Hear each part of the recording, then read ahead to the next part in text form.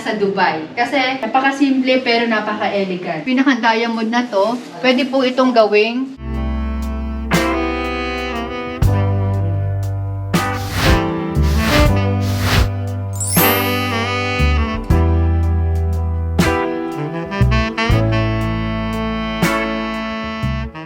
Good morning, chillers!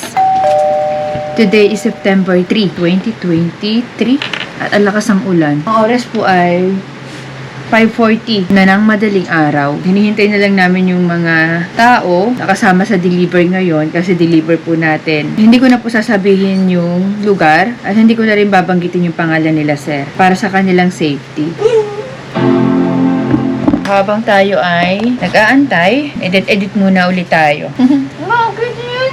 Huwag na lumabas ng binata na yan. Mama, lalabas ako, mama. Lalabas ako, mama. Grabe ang kalat dito sa kwarto namin ngayon. Ilang araw na naman akong hindi nakakapagligpit. Lalabas po ako, mama. Palabasin mo naman ako doon. Isang oras kalahati pa lang yung tulog ko eh. Kaya matutulog ako sa biyahe. Yun nga lang, ang kasama namin ngayon, si Laxi.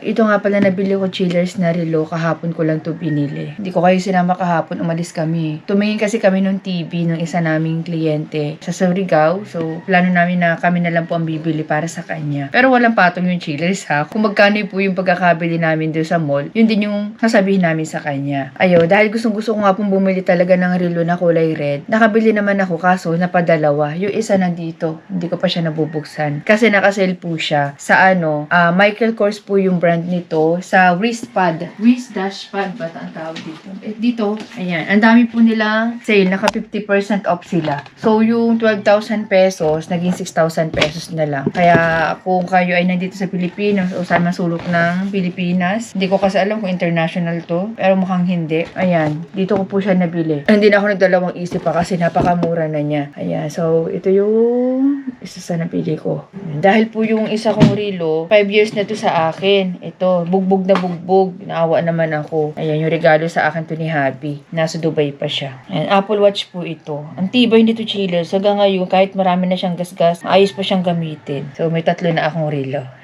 Ay, bali, yan? 4 pala yan. Kasi yung isa, binigay sana naman sa akin ni Ate Ann. Hello, Ate Ann. Salamat doon sa relo. So, may papalit-palit na ako. O, diba, ang ganda ng white. Ang linis tingnan. Tapos, labas muna tayo kasi may bisita nga pala kami dumating gabi. Nag-inuman nga sila. Dito pa rin siya si Mike. Galing po siya sa Dubai. Bale, naging ka-work din po siya ni Habi doon. At slash, kaibigan namin. Ayan, binata to. Baka gusto nyo imayin. Tsa. Maalala mo sa minsan pagkalimutan ko yung ibihan ng mga naman, bago mo masasabi, doon kami kumukuha. Kape. At ang lakas ng ulan. Tuminto na. Ito. Kape ka.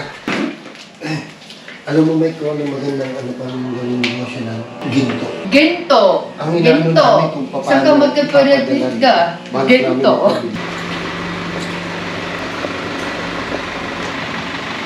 Ay, kasama nga pala namin si Jessa. Talagang may tama-tama ka sa puwet. May tama-tama talaga si Jessa sa puwet. Kasi maulan eh. Ayan si Mike, uuwi na rin yan. Babalik yan sa Wednesday. Tatagukan niya ni Lester pag hindi yan bumalik. Sabi ko, may balat-balat yata talaga to sa puwet. Maulan eh. Ngayon lang pati sasama si Jessa. 3 araw na ba? 3 araw nung maulan. Ayan, ngayon lang sasama si Jessa.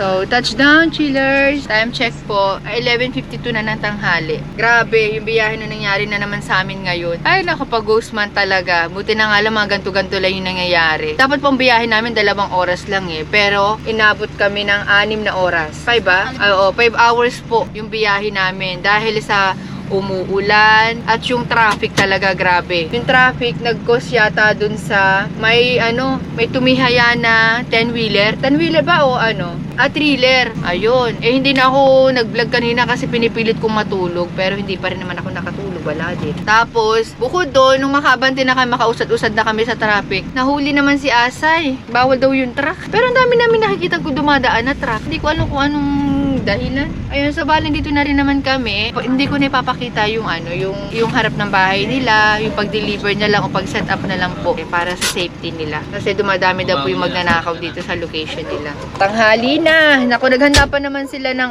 breakfast namin. So magiging lunch na yan. So ayan, nag-prepare si nanay. Lunch, sinigang na baboy. Sige po, nay, kami na po. Kain tayo, kakain. Nagpapakuha din ka ng bahay. Pag isa doon, yung bahay mo.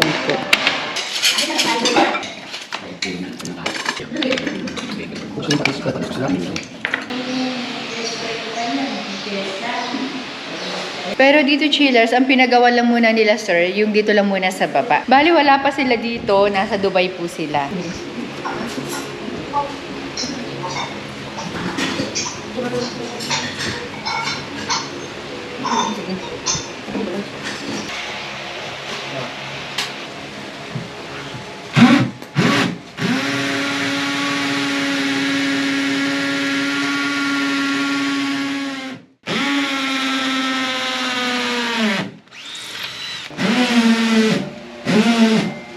Pag magdadala ka, hindi bulok. Maglalaro lang po yan.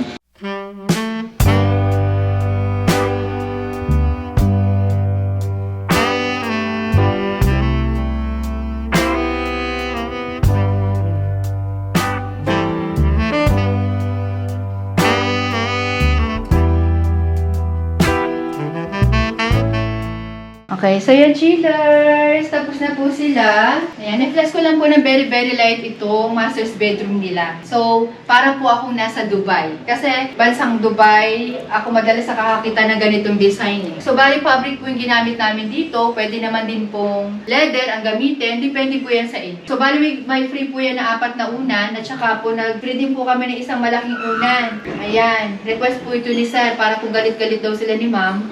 O, harang yan sa gitna. Ganon. Di joke lang. Napaka-simple pero napaka-elegant. Tapos mapapansin nyo pala chillers dito, lapit kayo. May hati po yan dyan. Kasi ano po ito, American size po ito. / California king size. Napakalaki po ng size na to. 80 by 80 inches po. Customized po siya. And ito, mapapansin nyo na magkaiba to. Pero sa ano lang po yan, sa video lang. Akala nyo magkaiba ng tela na ginamit. Iisang tela lang po ang ginamit niya. Nagre-reflex lang po talaga siya. Mabakat yung kamay. Pero laban na laban po yan sa tibay. Anyway, lalagyan pa naman po ito ng cover ni ma'am. So sa mga gusto pong umorder, nasa screen po ninyo ang aming contact number. Pwede rin po natin itong baguhin chiller. Ito, pinaka-diamond na to, pwede po itong gawing salamin. Nasa inyo po yan. Pwede rin natin lagyan ng gold, yung mga pagitan yan. Pero dahil sila sir, gusto nila ay simple lang na elegant, kaya ganyan po yung pinagawa nila. At kadalasan naman po talaga, ganyan yung pinapagawa. Malinis kasi tingnan kapag ganito. So, pwede pa sila maglagay ng side table dito, both side. Ayan. At yan, yung mga kurtina nila, alam ko galing na ng Dubai yata eh. Hindi ko sure. Pero tingnan nyo naman yung mga combination niya. Blackout din po ito. Wala kayong masisinag na araw o liwanag sa labas pag sinara nyo to. Ayan. Hindi ko pa alam kung ano pa yung mga ipapagawa po nila. Kasi, ito talaga, may kasama dapat po itong divan dito. Kailangan sabi ko kila sir, huwag munang ipagawa. Try muna nilang i-set up namin to, saka sila mag-order kung aakma pa ba dito. Or kung okay pa sa kanila, baka kasi mamaya masikipan na sila, ganyan. Accent chair, mga ganyan. So, hindi naman po minamadali. Wala pa naman po sila dito sa Pilipinas. Take your time. Andito lang naman po kami, pabalik-balik lang naman kami. Pangasinan, Tarlac, Nueva Ecija, Pampanga. Paikot-ikot lang po kami niya para po kaming trompo. Kasi flex ko nga pala sa inyo itong nila. Electric pan nila. Talikuran yarn. Lapit mo. Ayan. Ito nga pala pong bahay na to ay engineer po ang nagawa. Nasa screen po ninyo ang kanyang FB page. Sa mga gusto po magpagawa sa kanya, kontakin nyo na lang po yan si engineer. Kayo na lang po para may pakita rin po niya sa inyo yung mga project na ginawa niya. At malulobot na kayo, chillers. Next naman po tayo dito sa isa pang room.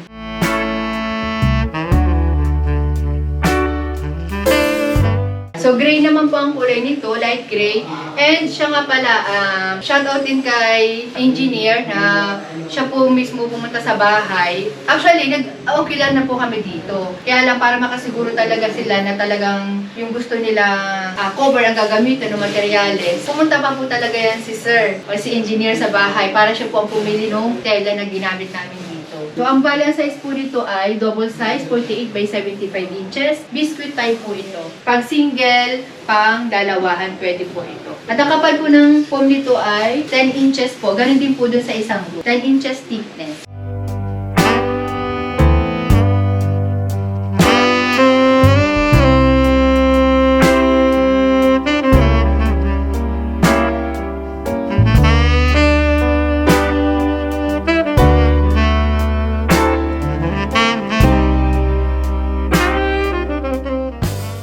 Okay, so ito namang next natin, chillers. Yung sopa. Meron pala silang pinagawa sa amin na sopa covers. Kaya kailangan namin siya uling dalhin. Ayan, eto. At dahil nakita ko rin yung outcome kanina, so i-upgrade pa po natin ng very very light. So abangan nyo po yan kasi kailangan namin yan uling dalhin agad-agad. So dadagdagan ko nito ng true pillows, dalawa. Pero yung ibang parts po, iiwan na namin. Nandito na. Ayan. Ito lang ang kailangan kasi pag gumagawa po kasi kami ng extra cover, hindi po pwede na susukatan lang po namin lalo't ganitong klaseng sopa. Yung ganyan po. Kailangan po talaga namin na nasa amin yung set para yung trial po. Importante po kasi yun. Try and try. Ganon. So may mga pamerienda dito sila. Ayan. Sila nagmerienda na sila. Soft drinks, sinapay. Ito pa. Ayan, nabitin tuloy si Mami. Nabitin, pinaupo lang namin ng mga 15 minutes. Tapos binabawi na po namin. At ang lakas na po ng ulan.